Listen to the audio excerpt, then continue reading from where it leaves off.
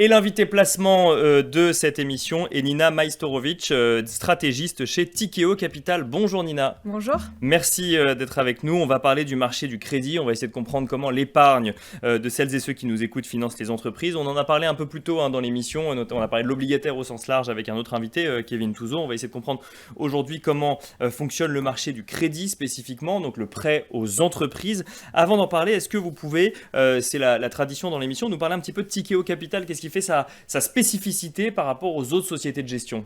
Bien sûr, donc Tikeo Capital, c'est une société de gestion qui a été fondée en 2004 par deux Français, Antoine Flammarion et Mathieu Chabran. Aujourd'hui, on gère à peu près 53 milliards au travers de 4 classes d'actifs, 4 verticales.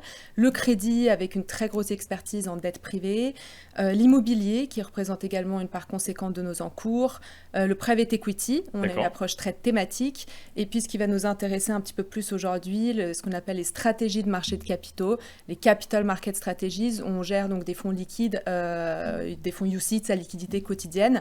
Mais je dirais qu'il y a deux choses particulièrement qui font la spécificité de Tikeo.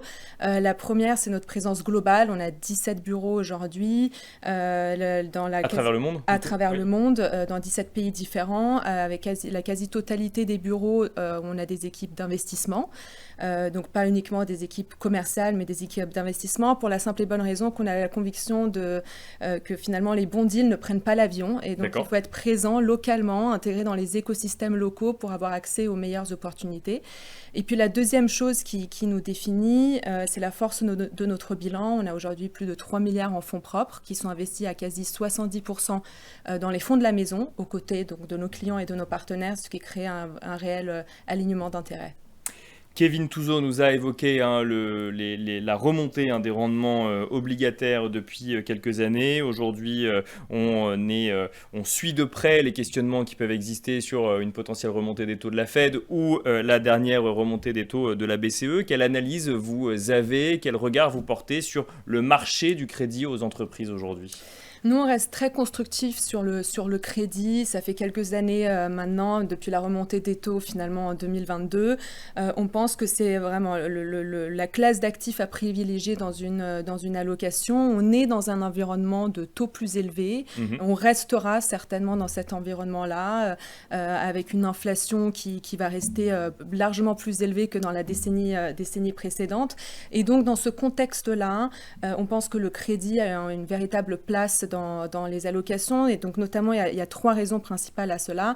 La première, c'est les niveaux de rendement qui restent aujourd'hui très attractifs. On peut avoir du 5, 6, 7% sur notamment le crédit en Europe. Les fondamentaux qui restent très bons, des publications de résultats qui sont tout à fait bonnes. Et puis finalement une classe d'actifs qui se veut assez résiliente. On l'a vu notamment pendant l'épisode là très récemment avec l'Iran, des primes de risque qui se sont que très peu écartées, et donc pour toutes ces raisons-là, on pense que le crédit est vraiment une classe d'actifs à privilégier. Quand on voit autant de grandes entreprises d'hyperscalers américains qui ont décidé de lever de l'argent sur les fonds, sur les marchés obligataires, est-ce qu'on se dit qu'il y a presque un peu trop de monde sur le marché obligataire à l'heure actuelle, ou pas forcément, et c'est plutôt une opportunité? Alors c'est vrai qu'il y a cette thématique de l'IA qui est une thématique très action jusqu'à récemment finalement, qui commence à ruisseler un petit peu sur les marchés obligataires. Alors ça reste très américain. On investit essentiellement sur le crédit européen. C'est une thématique qu'on regarde de très près. Il est vrai qu'avec la hausse des taux, on a beaucoup de flux entrants dans la classe d'actifs, beaucoup d'investisseurs qui veulent profiter de ces niveaux de rendement. C'est d'ailleurs un facteur de soutien pour le marché. Donc nous, on le voit plutôt comme un élément positif. C'est aussi la raison pour laquelle les primes de risque ne s'écartent pas massivement dans les périodes de stress. Mais évidemment, encore une fois, avec cette, je dirais, attention particulière sur le ruissellement, disons, de l'IA au sein du crédit. Donc les fondamentaux sont bons, si je comprends bien. Et en termes de timing, est-ce que c'est intéressant pour un particulier ou un professionnel d'ailleurs, ou un conseiller en gestion de patrimoine, de se positionner maintenant sur du crédit, et sur quoi concrètement? Puisqu'on a justement, Kevin Touzeau nous expliquait la différence entre investment grade et high yield, peut-être sur des thématiques plus que sur d'autres. Comment est-ce qu'on sélectionne? Alors c'est vrai que si on regarde les niveaux de primes de risque, qui sont l'équivalent donc des niveaux de valorisation sur le crédit crédit, elles ne sont pas particulièrement attractives, mais c'est une classe d'actifs qui est devenue une classe d'actifs de rendement. Donc, on va investir pour son côté capitalisant, de génération de revenus, de génération de coupons. Et donc, on pense que c'est un très bon moment aujourd'hui d'aller chercher ces fameux 5-6% de rendement tout en dormant tranquillement la nuit, donc sans s'aventurer dans des dossiers trop complexes, parce qu'on n'a pas besoin d'aller trop bas dans la structure du capital pour trouver du rendement. On peut financer des émetteurs de qualité en ayant, encore une fois, des rendements attractifs. Donc, c'est un beau moment.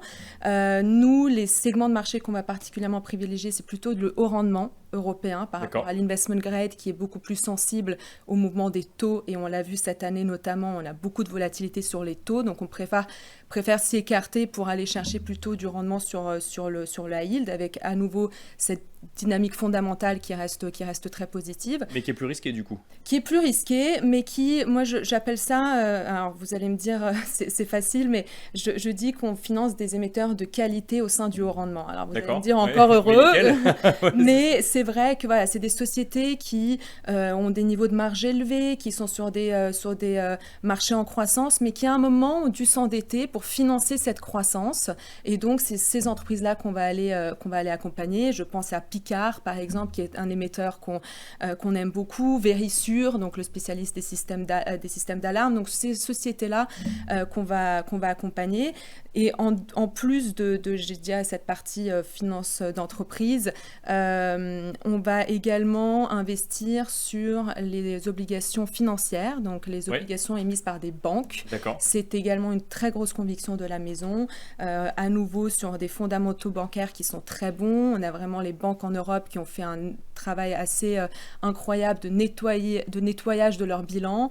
Elles sont très capitalisées, elles sont très saines, et en plus on a un niveau de rendement, un surplus de rendement par rapport aux obligations d'entreprise, donc c'est un segment de marché qu'on aime beaucoup. Si je reviens sur les exemples que vous nous avez donnés, Picard ou Verisure, qu'est-ce qui vous plaît dans des entreprises comme celle-là, qui parlent au grand public, puisque c'est potentiellement des entreprises consommées par les gens qui nous écoutent? Nous, ce qu'on va essayer de faire, c'est de s'écarter d'une part des secteurs qui sont trop sensibles, par exemple aux droits de douane, qui sont une thématique très présente depuis le retour de Trump. On va essayer aussi de s'écarter des secteurs qui sont trop cycliques.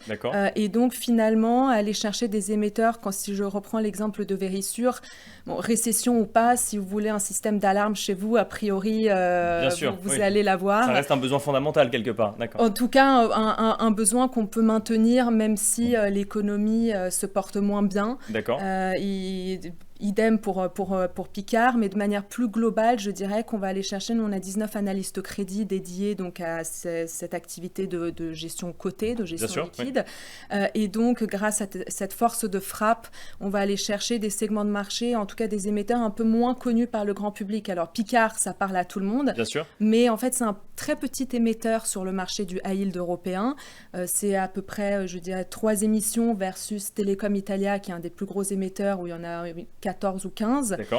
Et donc, il y a moins de recherche dessus, il y a moins de ce qu'on appelle la recherche sell-side, et donc ça nécessite plus de travail fondamental. D'où l'intérêt d'avoir des équipes dédiées qui vont faire ce travail-là.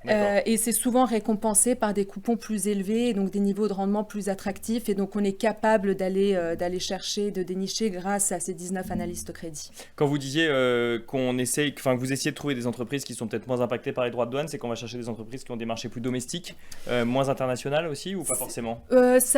Alors ça va être beaucoup des sociétés qui sont en tout cas en voie d'internationalisation, je dirais.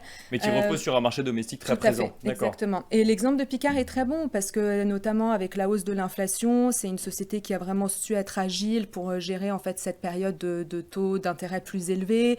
On les finance depuis longtemps, on connaît le business model, et donc c'est exactement ce qu'on va aller chercher au sein du crédit. Donc je retiens que le timing est plutôt bon pour si on veut y investir, et notamment pour aller chercher du rendement régulier aujourd'hui. Merci beaucoup Nina Majstorovic. Je rappelle que vous êtes stratégiste chez Tikehau Capital. Merci. Merci beaucoup. Et quant à nous, on se retrouve tout de suite avec l'expert épargne.